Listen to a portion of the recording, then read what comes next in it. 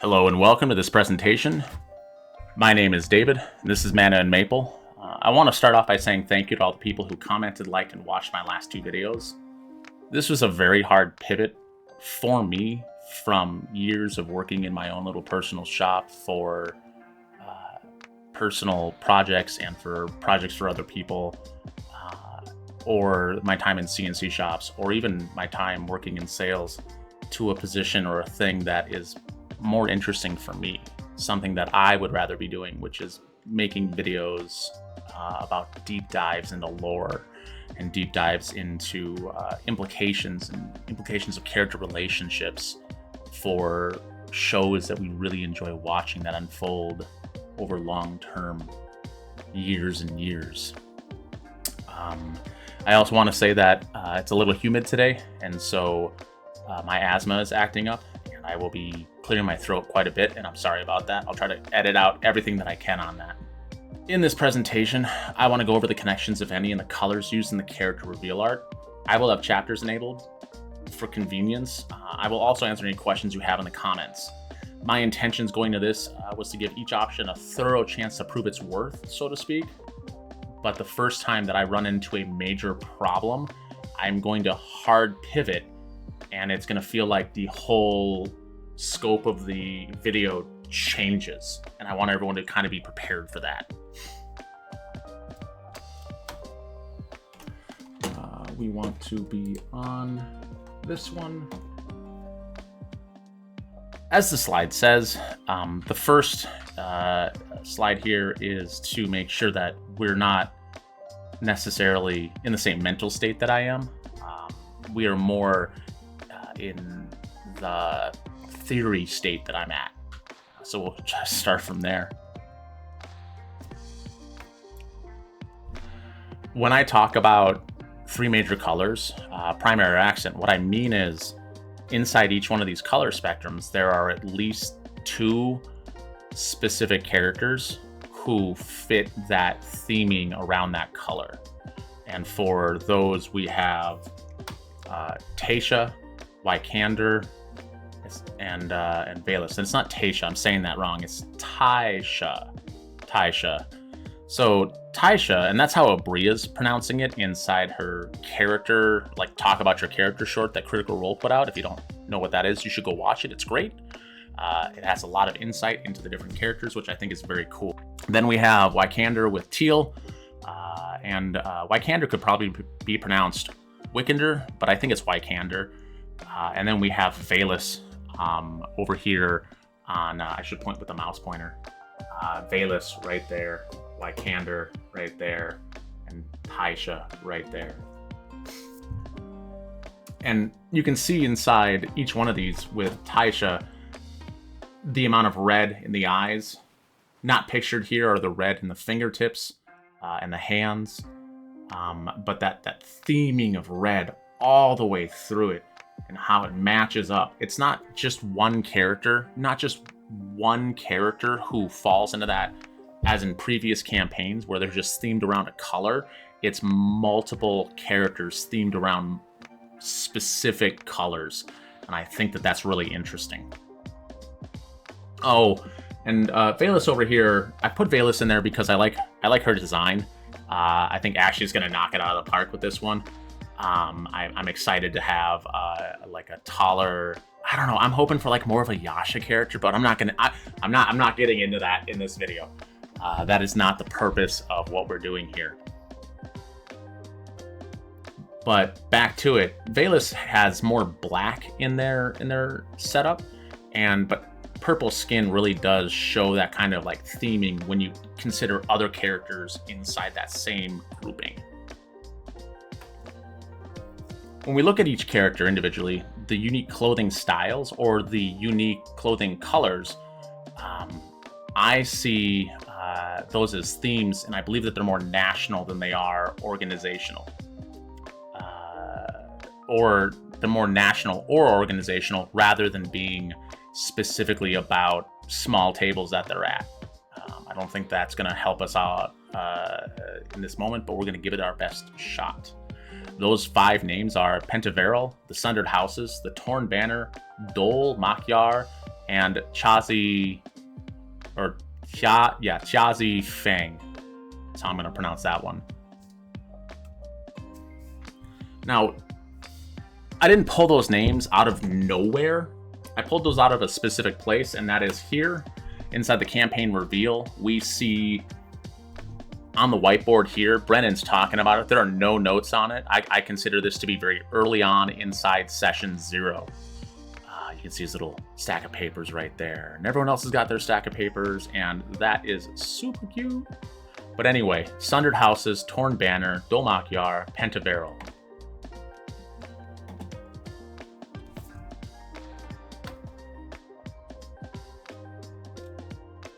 In a later point, like much later in the video, we see this, and we can see over at Brennan's shoulder, we see Bolaire, we see Hal, and we see Taisha right there. Up here in the corner, in kind of the glare of their overhead lights, we can see Cadigan's name as well. And I think that that's very interesting.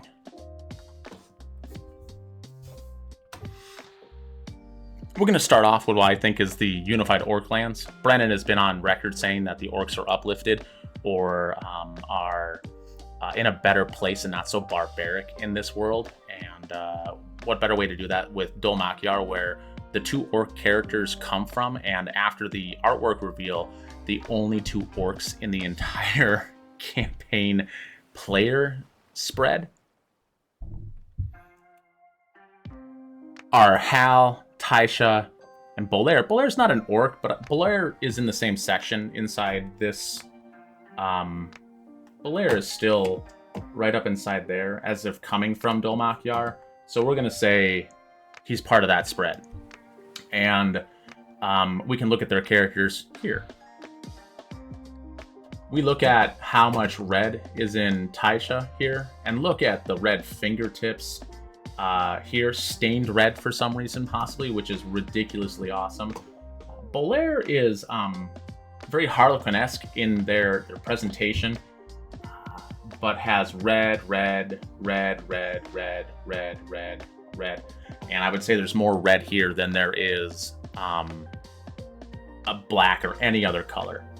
Over here we have Hal, or Halandil Fang. So Halandil is earth tones, yeah, and most of his earth tones are sort of in that more red adjacent tone. What I think is really interesting is if you look here, I have it highlighted right up inside here. It's got a teal hanky in there, and I think that that more leans towards well, for this particular instance, I think this red is the nation you come from, and teal, like the secondary colors, are more about character class. So if he, I would theorize that he might have a red hanky if he was closer to being a College of Swords bard, but with a teal one, I really think he's a lore bard or like a drama bard, one of those two. Just something much more knowledge and information based. We're gonna get to that later. Pentaveral, I think it's the academies, and I've got a reason for that, and I didn't include it inside here because when I blew that picture up so I could see what it was very grainy and kind of not the quality that I was looking for. But there's a shot, and you can go back and look at it in my campaign 4 reveal pull apart or on your own. And when Laura is rolling 5 dice on a piece of, or a pad of lined paper, in the corner you can see Brennan's world document in the shot.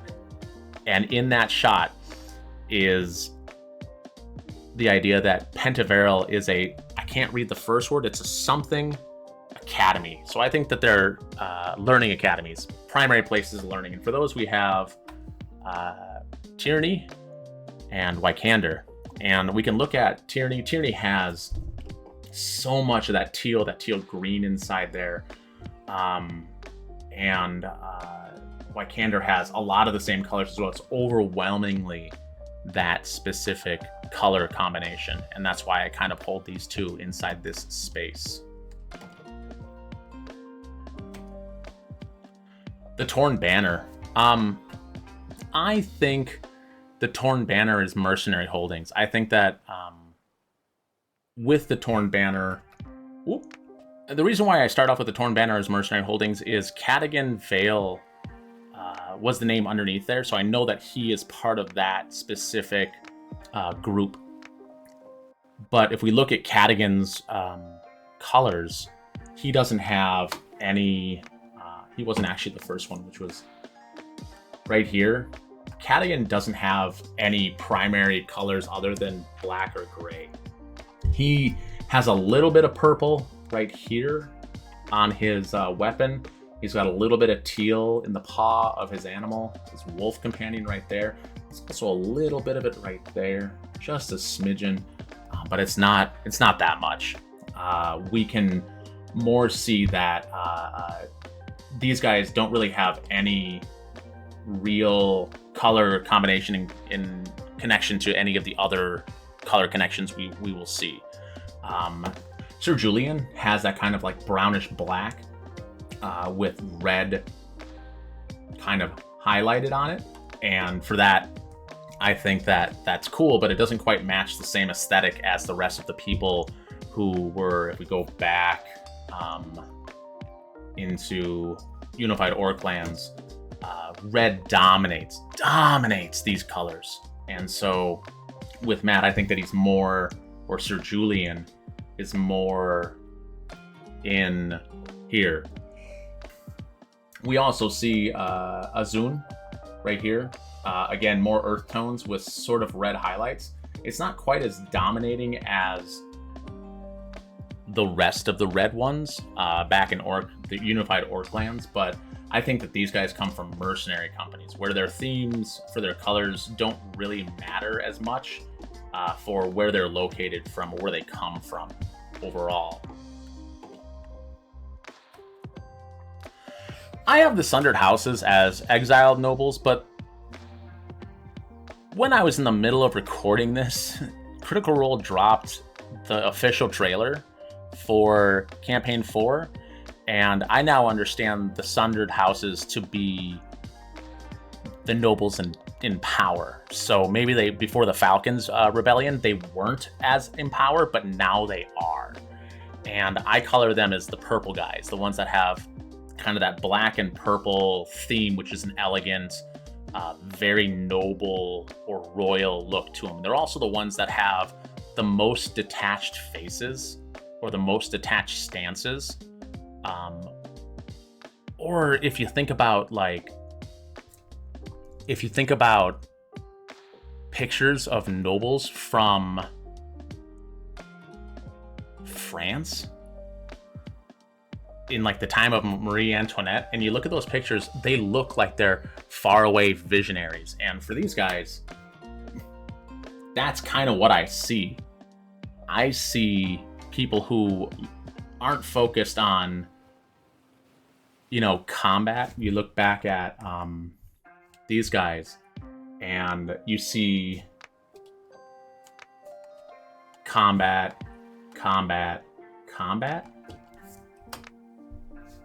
Over here you see staring through you. I just think that's really interesting.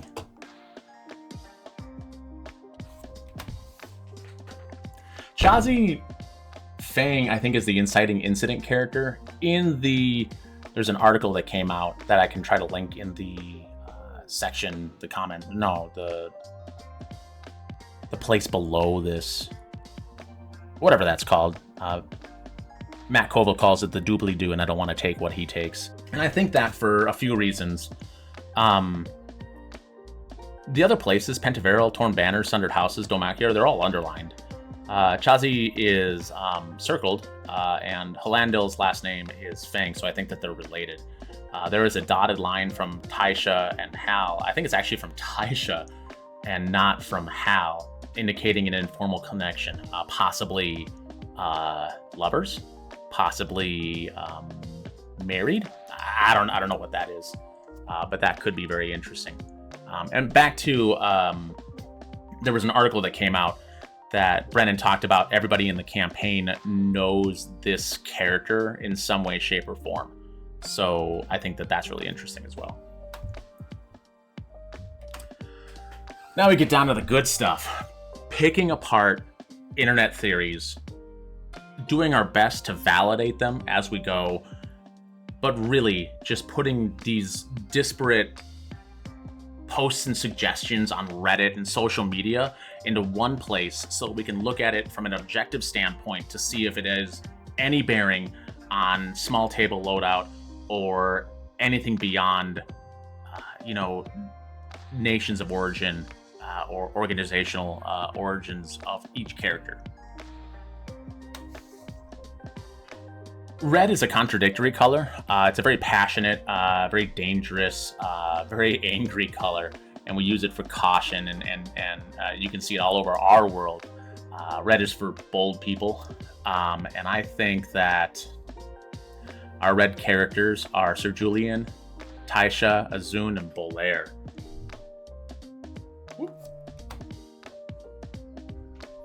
And we can see the theme across here of everybody just kind of bloop. Everyone's got red inside them, inside their outfit, and it's not an insignificant amount of red. I think the most insignificant is Matthew Mercer's character, Sir Julian Davenos, and I see just borders, a little bit more green than I do see any red whatsoever, but I'm going to group them in here just to begin with. In this particular instance, if we were to build them like Seekers, just as these 4 characters, just as Seekers, it would look like this, which would be, they would excel at puzzling out secrets and acquiring lore, which I think would be the main drive of these particular individual characters. And if they were done like this, we'd have like a Circle of the Moon Druid. I think that this would be more geared towards breaking into things. I think that because Wild Shapes, Swashbuckling Rogue is more charisma based. Bolaire, Archfey Patrons are mess with your mind. Also the Ancients Paladins would be like a bruiser inside this to make sure that no one dies. Good at protecting and mingling. Great interpersonal and charisma based abilities. Overall, a really good fit. But if we were to do soldiers inside here, I think that this would be the best way to do that. There are 2 knowns inside this group as well. I didn't point that out, but we know Taisha is a druid, and we know that Bolaire is a warlock.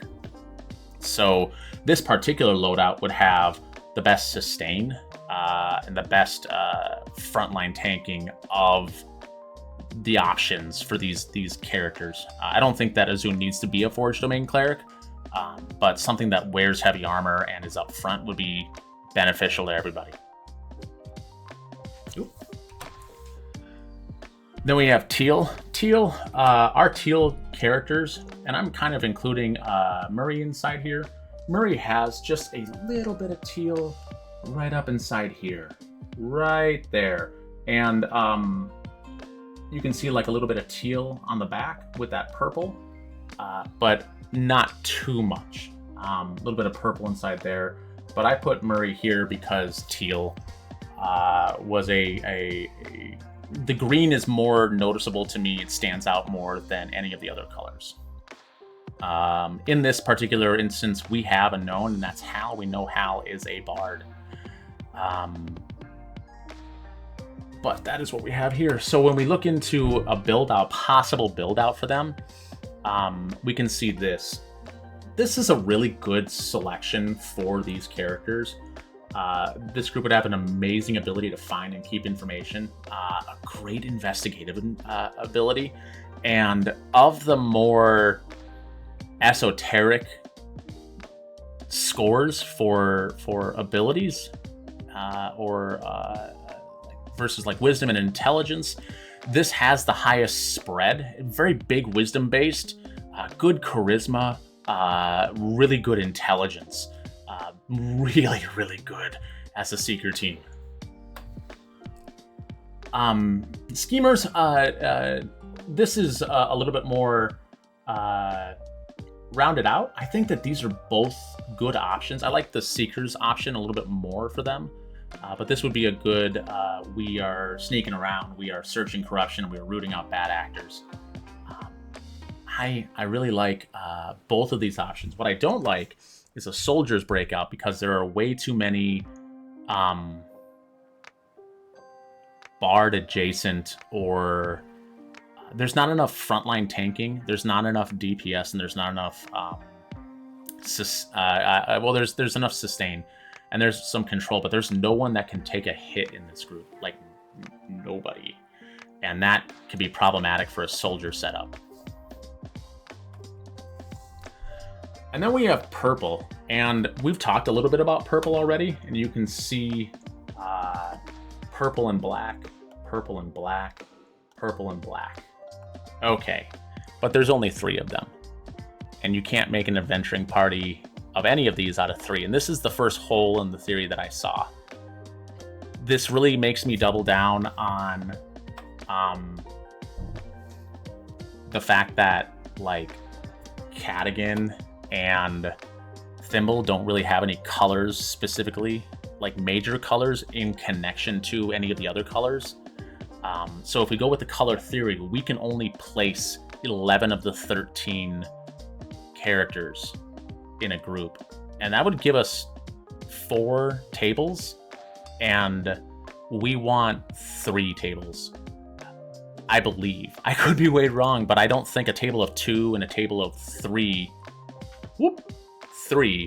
is beneficial, or what they're trying to go for. I honestly think the spread's going to be a 4-4-5, and I think a lot of people on the internet kind of agree with that as well. So if the color theory, colors that they're wearing aren't depicting small tables that they're in, what is it depicting? I'm really going to double down on this idea that those colors are just for the nation or organization that they come from, and not for any small tables themselves. It could come out that the major colors are not their small table focus, and just the small colors are the details that are there. That could be a different video completely.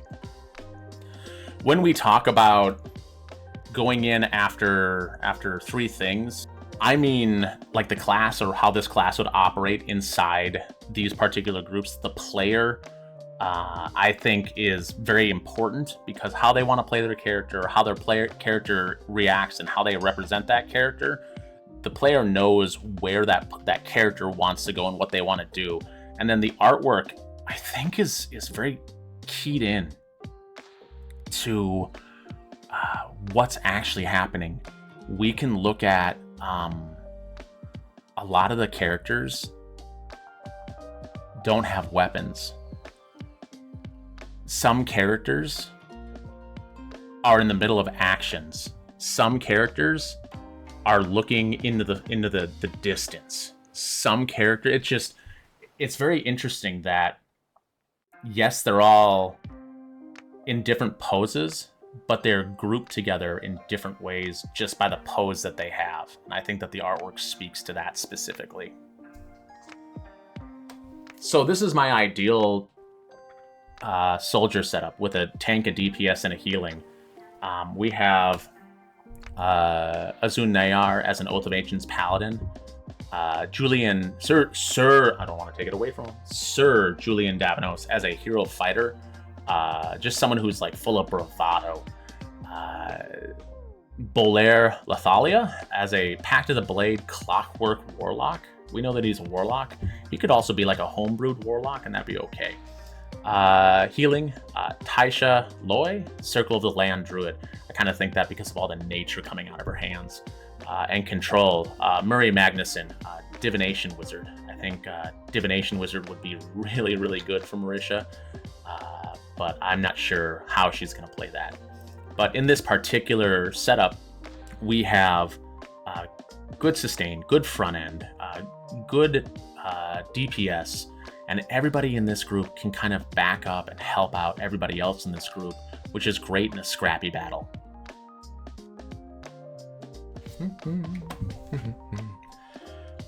For the Seekers, I think of face control and note takers. And note takers are really important to me because far in all the games, if they haven't written it down, the characters don't remember it. Matt doesn't feed that information into them, and I think Brennan doesn't feed that information into them. So their note-taking needs to be on point. And so for my Seekers, I have TR Pridesire, who is he's a paladin. He's a Lionel Paladin.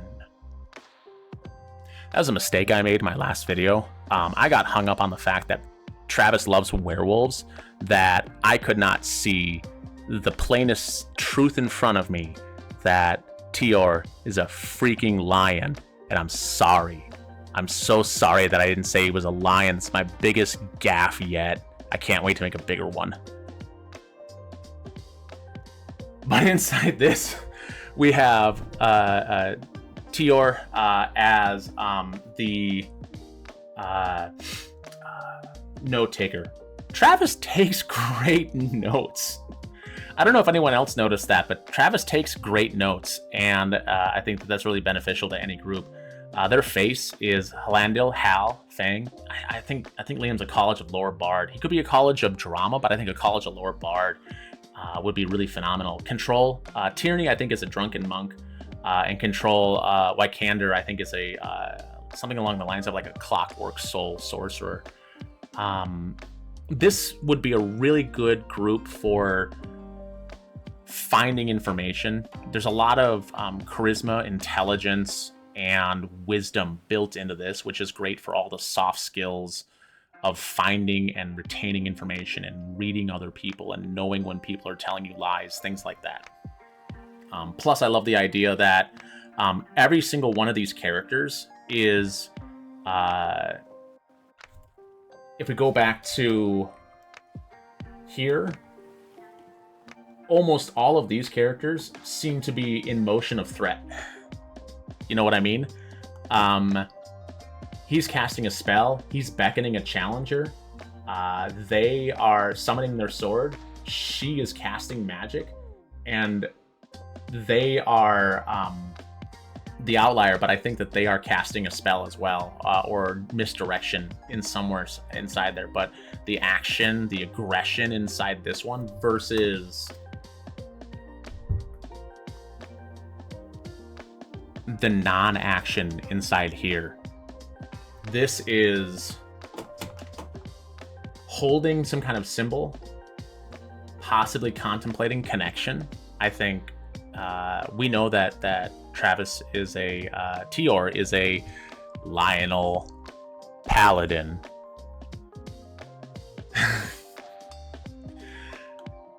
I think that TR is struggling with his lost connection to a higher power. And so he is looking straight at the camera, but he's not got any weapons. His shield is on his back. We have Hal, who looks like he's trying to talk to you. Tierney, who looks like she's trying to pray for you.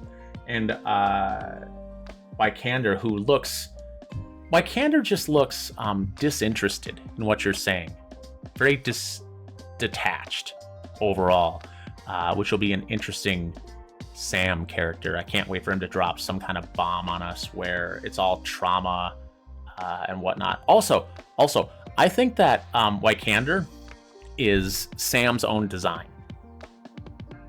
I think Sam got to choose his character instead of Liam choosing his character, because Liam fell out of a cycle as well, where almost everybody thought he was going to play a cleric, and he's a bard.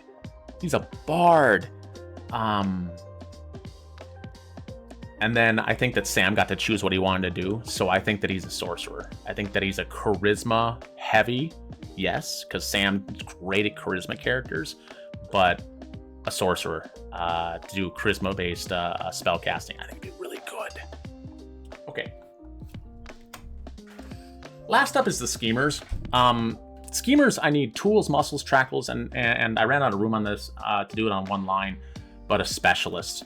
And for that, I have Thimble, who we know from that short about character details from the cast, that Thimble is a rogue. I think that she's going to be their break and entering specialist, someone who does B&E, gets them on the inside of wherever they're going. Ashley Johnson as Valus. Ashley is, I think, a Way of Mercy monk. I've thought that Ashley was a monk for a long, long time, but she is in the video saying that her favorite weapon is a whip. I think it's a reflavored whip to have that kind of sensor on the end of it. I think that she's a Way of Mercy monk, hence the veil. We can kind of see this veil right inside here. Canonically, Way of Mercy monks cover their face in veils because they view themselves as the stewards of life and death in the monk world. Cadigan Vale, Beastmaster Ranger, this is their tracker. This is their person who hunts down other people. And then Octus Taconis is, I think, a necromancer or a necromancer adjacent, like an artificer reanimator would be really good here. I think that Octus is a nerd. He's a nerd. I think that he's a nerd like Caleb was a nerd, but he's a nerd about life and death, whereas Caleb was a nerd about fire and language and things. So high intelligence, high wisdom, high dexterity, maybe good charisma. But this is a break-in and they need to be good at combat too, which they would be decent at. Just quick takedowns, I think, would be what this group goes for.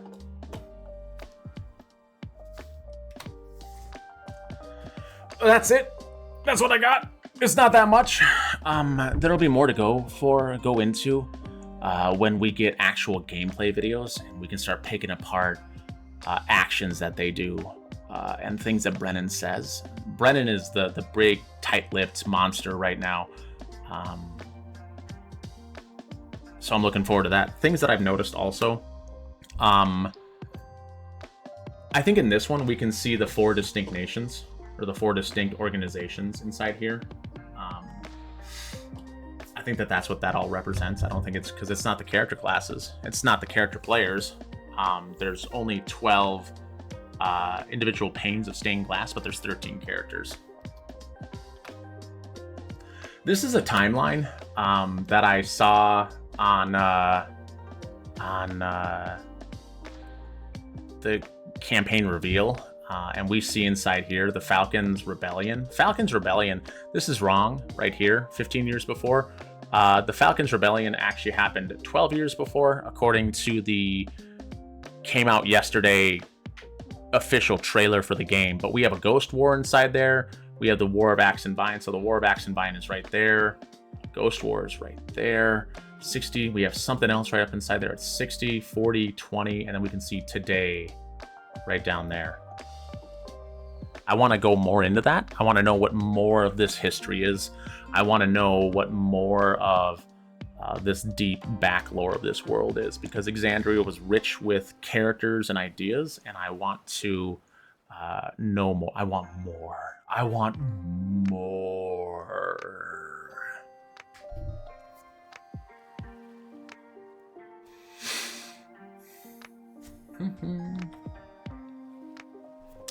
Thanks for watching. I love doing these things. This is some of my favorite stuff to do. 2 weeks. We have 2 weeks until we actually get to theorize about lore in the actual games, and I hope everyone enjoys things like that. In conclusion, I don't think that the character colors mean anything about table assignments outside of where they came from in a national organizational spread. And I think that it's going to be a little bit more complicated than that. And I think that we're going to see more teasers and hints this time around. I don't know if anyone else has noticed, but they've gone from once a week to this week they did 2 hints, 2 drops, 2 trailers, 2 things, a third one with an interview. I think it's just going to get more and more complex, and so creators in this space are going to have to be more and more flexible and nimble with what they create. So my next video, I'm planning on doing a theory on how everyone is connected to Chaze Fang, but we'll see that when it comes out. I'm hoping for that next Tuesday. But thanks for watching. You guys have a great day.